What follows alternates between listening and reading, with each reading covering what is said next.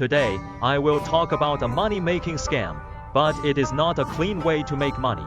Those who use this trick to make money have mostly failed. This game is called the City Bureau of Creating Festivals. Dear viewers, if you are not in a hurry to get money to save your life, just listen to today's content as a story. In ancient times, candidates went to the capital. They all passed through a place called Ping'an Town. There was a poor tailor who made a living by mending clothes. Life was hard, the world is going downhill, and it was harder to make money. So the poor tailor began to have evil thoughts. He dug several half-meter deep pits. Filled with branches and gravel. There were no street lights at that time.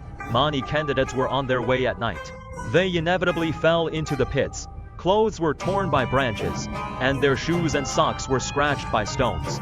In this case, they saw the tailor's shop with an oil lamp nearby. Wouldn't business come to him? With this method, Xiang's business improved rapidly. One day, a quack came to the tailor, saying that every time you mend clothes for others, you only charge 2 cents. If you are a little more greedy, you could charge 5 cents. In a month, the income is not much, but if he digs these traps half a meter deeper, those who fall into it would not only be the damage to the clothes, maybe even break their arms and legs. In this way, he can also provide bone setting and healing, and sell some medicines for bruises and injuries. They can earn at least 50 yuan per person, and share it with the poor tailor. So they immediately took action. They opened a black-hearted clinic. The two's black-hearted income kept coming in, and money kept coming. At this time, there was a funeral merchant who sold coffins.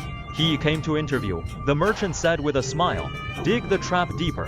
Those who fall into it will be injured. You make money from the injured, and I'll make money from the dead. And the price of each coffin is 5 taels of silver. I'll give you half of this income." In this way, a black industry chain specifically targeting passing examiners has quietly emerged. Rumors spread in the market. Few people in Ping'an Town can leave unscathed. Therefore, many carriage rental service providers have emerged near the town, claiming that renting their carriages can ensure a safe journey, but the price is 10 taels of silver per trip. But the boss behind it is still the poor tailor. This is the origin of the City Bureau of Creating Disasters. The logic is clear: man-made disasters, and then make a fortune. Ping'an Town became notorious. The number of candidates taking the imperial exams decreased year by year. Even if someone goes to the capital, they would rather take a detour to avoid Ping'an Town. This also reminds me of a popular question I recently saw. Why don't many young people are unwilling to get married and have children? There is a widely agreed answer that marriage is like a knot.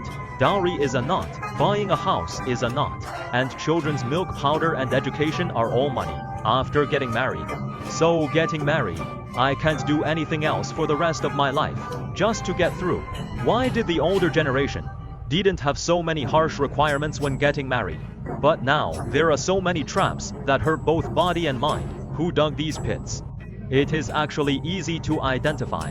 When you are hurt, just look who is making a fortune from violence. You can probably tell. A few days ago, I saw a thought-provoking international news. The incident is very worrying. In Ukraine, a young man who seemed to be 18 or 19 years old was forcibly conscripted and forced to the front line. Everyone can imagine the situation he faced. The scene of him crying and begging to go home. The scene of being forced into the car, and the car sped away, haunts my mind. He didn't even have time to say goodbye to his mother. Perhaps at the moment of his sacrifice, he didn't even know the purpose of the war, nor could he understand his own life, just to satisfy the selfish interests of those strangers with ambitions, and become cannon fodder.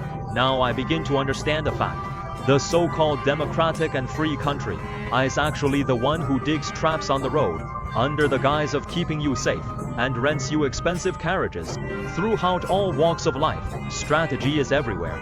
If you often feel that you lack scheming, frequent deception, exploitation or betrayal, or even making money is out of reach, it is all because you know nothing about strategy.